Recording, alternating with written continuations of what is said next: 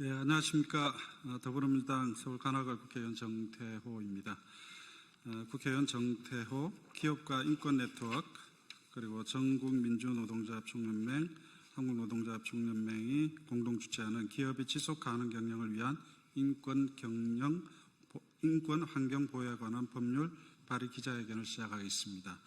먼저 참석자를 소개해 드리겠습니다. 국제민주연대 나연필 사무국장님, 예, 그리고 민주노총 금속노조 박상만 부위원장님, 예, 반도체 노동자의 건강과 인권지킴이 반올림 이상수 상임활동가님, 예, 그리고 공익법센터 어필 정신영 변호사님, 그리고 공익인권변호사 모임 희망을 만드는 법 김동현 변호사님, 공익인권법재단 공감 박영하 변호사님, 서울대 공익법률센터 양현준 변호사님, 기업가 인권네트워크 신유정 변호사님, 한국노총 유재강 정책2본부장님이 참석하셨습니다.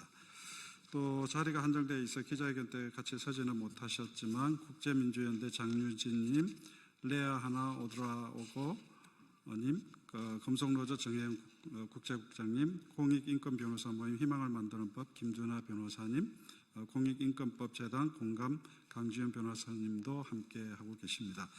오늘 기자회견은 제가 기업인권환경보호법의 취지와 내용을 먼저 말씀드리고 박영하 변호사님, 박상민 부위원장님, 유재강 정책2본부장님 발언을 차례로 듣고 이상수 상임활동가님이 기자회견문을 낭독하는 순서로 진행하겠습니다. 어제 6월 12일은 국제노동기구 ILO가 정한 세계 아동노동 반대의 날입니다. 지난 1999년 미국 라이퍼즈 6월호에는 파키스탄의 12세 소년이 나이키 축구공을 바느질하는 사진이 게재됐었습니다. 아이들에게 꿈을 줘야 할 축구공이 제3국의 가난한 아동노동을 착취해 만들었다라는 사실이 알려지면서 미국 소비자단체를 중심으로 불매운동이 벌어졌고 주가 폭락과 그동안 쌓아온 브랜드 이미지에도 큰 타격을 입힌 사건이었습니다. 이후에 나이키는 노동인권을 향상시키기 위한 적극적인 정책을 펼치기 시작했습니다. 이처럼 글로벌 다국적 기업은 이미 수년 전부터 인권에 대한 공급망 정책을 도입하고 점검을 강화해 왔습니다. 그러나 한국 기업들의 인권 실사 및 인권 경영 내재화 수준은 여전히 미흡합니다. 대한변협이 발표한 2024년 기업과 인권 보고서에 따르면 국내 주요 기업 12곳을 기업 인권 벤치마크를 활용하여 평가한 결과 절반에 해당하는 6개 기업이 지표 달성률 50% 미만으로 나타났습니다. 여전히 인권 실사를 비롯한 인권 경영 체계 구축 및 정책 마련이 충분하지 않는 것으로 분석되고 있습니다. 오늘 발의하는 기업 인권 환경 보호법은 기업의 인권 환경 실사에 대한 사항을 규정하고 기업의 인권과 환경 존중에 대한 책임을 법률로 명시하고 있습니다. EU 등의 실사 지침을 고려해서 대상 기업의 범위를 상시 근로자 500명, 매출액 2천억 이상 기업으로 정하고 기업의 대응 능력을 고려해서 중소기업은 일단 적용 대상에서 제외했습니다. 인권 환경 실사 대상 기업 활동을 자신의 기업 활동뿐만 아니라 공급망에 해당하는 기업의 기업 활동까지 대상으로 정했습니다. 정부로 하여금 기업이 인권 환경 실사를 원활히 이행할 수 있도록 인권 환경 실사 관련 지침과 정보 공개 표준을 마련하고 컨설팅, 교육, 훈련, 시스템 구축 등을 지원할 수 있도록 하고 중소기업에 대해서는 별도의 지원을 제공할 수 있도록 하였습니다. 이상 법안의 취지와 주요 내용을 말씀드렸습니다. 그러면은 다음은 오늘 참석한 단체를 대표해서 세 분의 발언을 듣겠습니다. 먼저 공익인권법재단 공감 박영하 변호사님 발언을 읽겠습니다.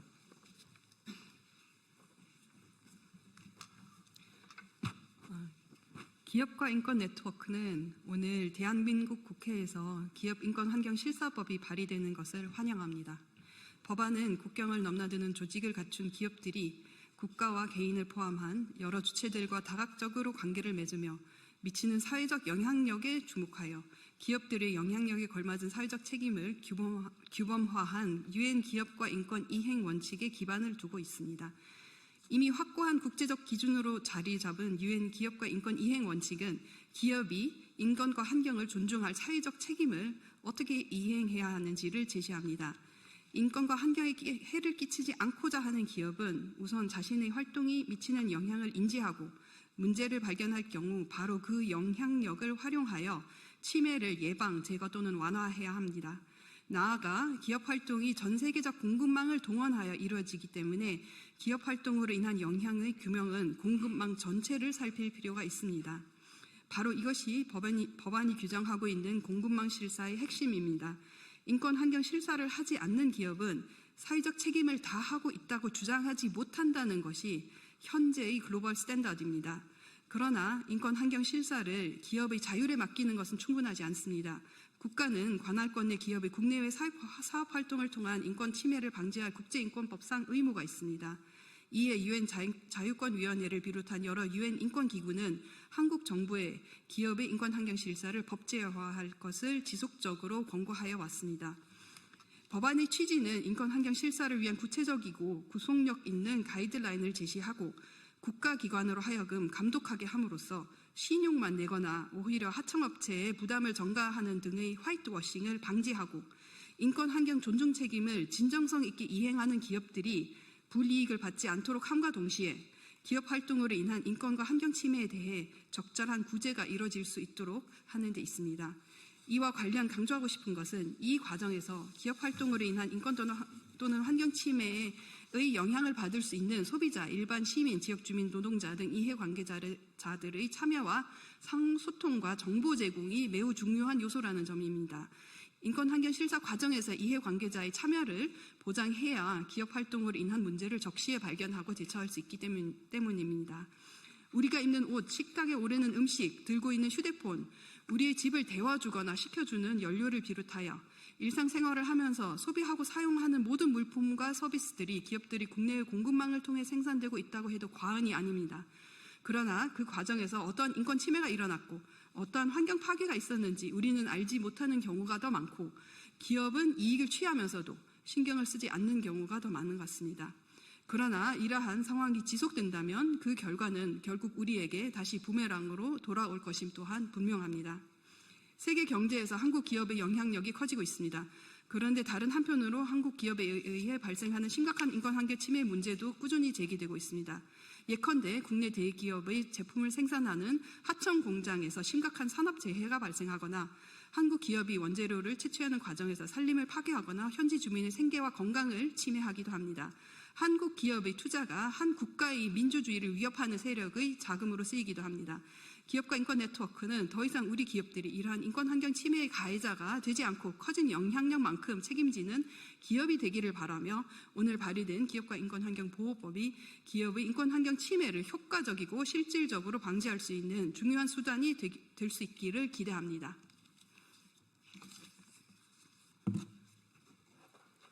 예, 다음으로 민주노총 금속노조 박상만 부위원장님 말씀 드리겠습니다. 네, 기자분들 반갑습니다. 저는 지구 금속노동조합에서 최강분과위원회를 담당하고 있는 부위원장 박상만입니다. 반갑습니다. 안녕하십니까. 민주노총 금속노조 부위원장 박상만입니다. 금속노조는 기업인권환경실사법이 발의되는 것을 환영합니다. 21대 대선 질의에서 금속노조는 최상위 기업이 공급망 전체에서 기후기 대응책 마련, 공급망의 인권 존중을 의무로 책임 강화에 찬성 여부를 질의했습니다. 이어서 6월 11일 민주노총 금속노조, 화성식품노조, 한국노총, 금속노련이 함께 구성한 양대 노총 제조연대가 기업의 공급망 인권 책임 강화를 공동 요구하는 6대 핵심 의제를 대통령실에 제출했고 같은 날 금속노조 1만 간부 결의대회를 국회 앞에서 개최하였습니다. 오늘은 박정혜 금속노조 한국옵티컬 하이테크지회 수석 부지회장 동지가 공장 옥상에서 30도가 넘는 날씨에 고공농성을 시작한 지 524일째 달하는 날입니다. 핵심적인 결정 권한이 있는 일본 니토 덴코의 결정으로 하루아침에 노동자들이 직장을 잃고 한국 고객사에 계속 납품하기 위해 니토 덴코 팽텍 공장의 생산 물량을 일어나였습니다. 노동인권 부정적 영향의 사정 평가 없이 일방적으로 구미 지역의 사회 노동자에게 고통 저가 형태의 철수를 하고 여성 노동자 한 몸으로 저항하고 고용 승계를 할 것을 요구하고 있습니다. 반면에 니토 덴코의 결정으로 7명의 조합원은 고용 승계를 쉽게 해결할 수 있는 상황임에도 이미 물량을 이전받은 팽텍 공장은 156명을 추가 채용한 상황입니다. OECD 투자위원회도 인권 실사의 핵심적인 요소가 실사 각 단계에서 이해관계자의 참여로 꼽히는데 피해를 바로잡기에 우선적으로 대화를 해야 하는 영향받은 이해 당사자인 노동조합과 대화를 해야 합니다. 그러나 의무가 부재한 우리나라 법체계의 니토 덴코의 결정에 따른 공급망 노동자 피해에 대한 고용 승계를 위한 대화를 거부하며 책임을 회피하고 있습니다. 이는 국내의 가제만이 아닙니다. 오늘날 국제노총의 조사에 따르면 글로벌 기업을 위한 상품을 생산하는 노동자 무려 94%가 공급망에서는 숨겨진 노동자로 경제적 사용자에 의해 직접 고용되지 않고 있습니다. 작년 2월에 미국 수출행 수천 대의 차량의 전장 부품을 생산하는 노동자들의 노동기본권 침해로 해당 부품 교체까지 미국 시장에 진입 못하여 원청의 공급망에 노동인권 침해가 계속 눈감고 있는 방식의 관리가 인권 환경에도 경제 대책이 될 수 없음이 확인되고 있습니다. 이미 2011년 유엔 기업가 인권 이행 지도 원칙, 2011년과 2023년에 개정된 OECD 다국적 기업 가이드라인, 그리고 1977년 개정되고 2017년, 2022년 갱신된 국제노동기구 다국적 기업과 사회정책에 관한 3자 원칙서는 등 국제규범이 확립되어 있습니다. 그러나 알고 있는 이러한 국제규범이 국내의 규제 프레임워크로 투명하게 제공되어야 준비될 수 있습니다. 이제 한국의 주요 수출 시장인 유럽을 필두로 각종 무역 장벽이 높아지고 있는 상황에 인권 기후 관련 공급망의 선제적 대응이 필요합니다. 기자분들 잘 아시겠지만은 금속노조와 관련되어 있는 유수의 많은 기업이 외국에 많은 투자를 하고 있습니다.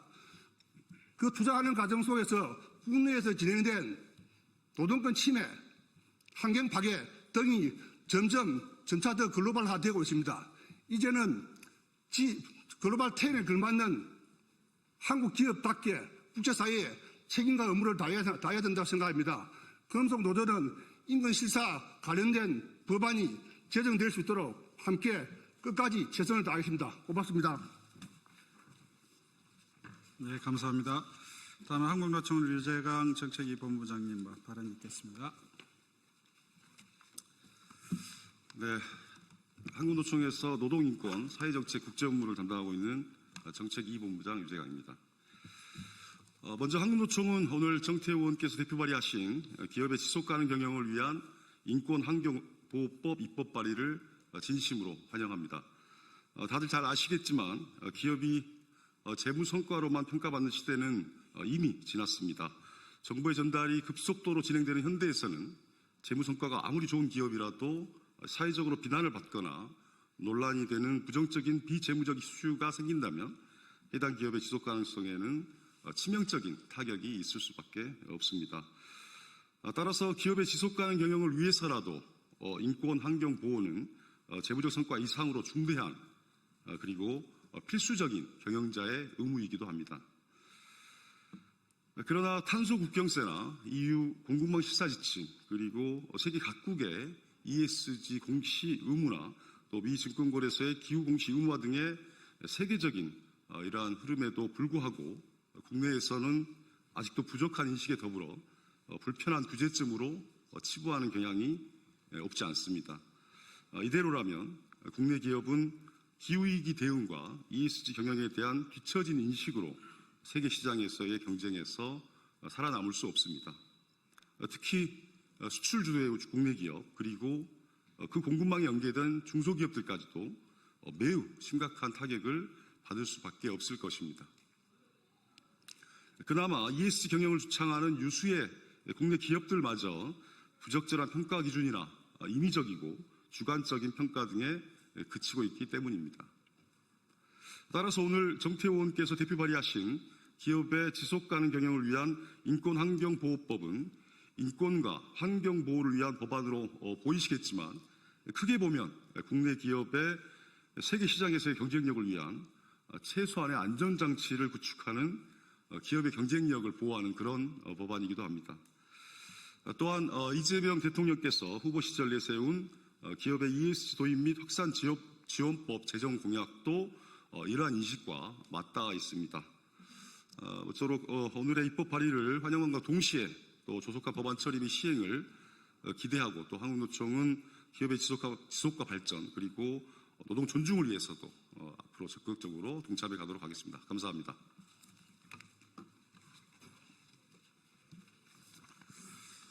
예, 이 인권환경보호에 관한 법률은 크게 보면은 요새 이제 ESG 경영이 그야말로 어떤 필수로 받아들여지고 있는 이 흐름하고 맞닿아 있습니다.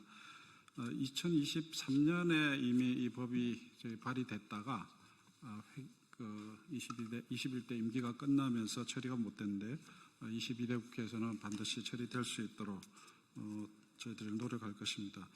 이 기업과 인권 문제는 단순히 경제적 리스크가 관리가 아니라 글로벌 사회에서 기업의 신뢰 또 명성을 지키는 중요한 요소로 이제 작용하고 있습니다. 따라서 인권환경 실사는 기업에게 부담이 아니라 오히려 장기적으로 기업의 지속 가능성과 경쟁력을 높이는 기회가 될 것이라고 확신합니다.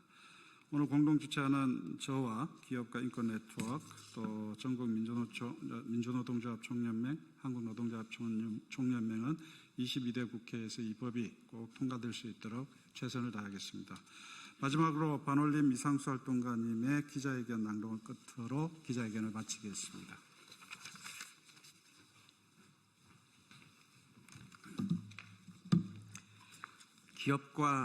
기업의 지속가능 경영을 위한 인권 환경 보호에 관한 법률안 발의, 국회와 시민사회의 공동 기자회견문. 2023년 9월 1일 국회와 시민사회는 아시아 최초로 역사적인 기업의 인권 환경 실사를 의무화하는 법안을 발의하였다. 한국 기업들이 국제사회에서 존경받는 기업이 되기 위해 그리고 한국뿐만 아니라 국제사회에서 한국 기업의 영향을 받는 사람들이 지속 가능한 미래를 꿈꾸기 위해 꼭 필요했던 이 법은 안타깝게도 지난 국회에서 통과되지 못했다. 그로부터 2년이 다 되어가는 2025년 6월 지금 전 세계에서 민주주의와 인권의 후퇴가 곳곳에서 목격되고 있다. 이러한 위기의 시대에 한국도 예외는 아니었다. 작년 12월 3일 바로 이곳 국회를 무력으로 침탈하려 한 비상계엄 사태는 한국의 민주주의와 한국 시민들의 인권을 침해하는 중대한 위협이었다. 그러나 우리는 한마음으로 이 위험에 맞서왔고 결국 우리는 헌정질서와 민주주의를 지켜내는 성과를 거두었다. 그래서 세계는 다시 대한민국을 주목하고 있다. 빛의 혁명을 통해 출범한 이재명 정부의 첫 국제외교 무대가 캐나다에서 6월 15일부터 개최되는 G7 정상회의인 것도 의미심장하다. G7 회의에서 다뤄진 단골 주제가 바로 인권 환경 실사를 통해서 지속 가능한 발전을 이루자는 것이었다. 유엔과 OECD를 비롯한 국제사회는 지속적으로 한국이 그 경제 규모와 영향력에 걸맞게 한국 기업들이 공급망까지 인권 침해 및 환경 파괴를 일으킬 소지가 있는지를 확인하고 이에 대한 대책을 세울 것을 의무화하는 법과 제도를 만들 것을 요구해왔다. 그래서 전 세계적으로 보호무역주의가 다시 등장하고 지정학적 변화가 있다 하더라도 국제사회의 기업도 인류 공동체의 한 구성원이며 ESG 경영으로 대표되는 책임을 다해야 한다는 인식은 확고하다. 인권환경 실사를 법률로 의무화하자는 흐름도 마찬가지이다. 한국 정부와 국회가 이 법을 진지하게 논의하고 시행한다면 한국 기업의 경쟁력 제고는 물론이고 한국에 대한 국제사회의 신뢰는 더욱 높아질 것이다. 실제로 의류산업에 관한 가장 대표적인 국제적 시민사회 네트워크인 클린클로스 캠페인은 이번 법안 발의를 환영하면서 한국의 국회의원들이 기업의 책임 경영을 논의하는 데 있어서 가장 선두에 있다고 평가했다. 그리고 이 법은 무엇보다 바로 이 땅에 살고 있는 우리를 위한 법이기도 하다. 이 법이 기업의 지속가능 경영을 위한 것이라고 그 목적을 밝힌 것은 기업들이 인권 침해와 환경 파괴에 대해 경각심을 가지고 실사를 시행하는 것이 기본이 될 때 기업에서 일하는 노동자뿐만 아니라 소비자를 포함한 우리 모두가 보다 안전하고 지속가능한 미래를 꿈꿀 수 있기 위함인 것이다. 지난 겨울 민주주의를 지키기 위해 우리가 함께 들었던 그 빛을 우리의 일상에서 그리고 한국 기업이 활동하는 전 세계 곳곳에서 지속적으로 밝혀내기 위해서 우리는 다시 이 법을 발의한다. 이제는 한국이 공급망에서도 인권 침해와 환경 파괴를 예방하는 세계의 모범으로 나아갈 때이다. 아시아 최초로 발의된 이 법안이 곧 전 세계의 모범이자 표준으로 자리 잡기를 기대한다. 2025년 6월 13일 국회의원 정태호, 기업가 인권 네트워크, 민주노총, 한국노총.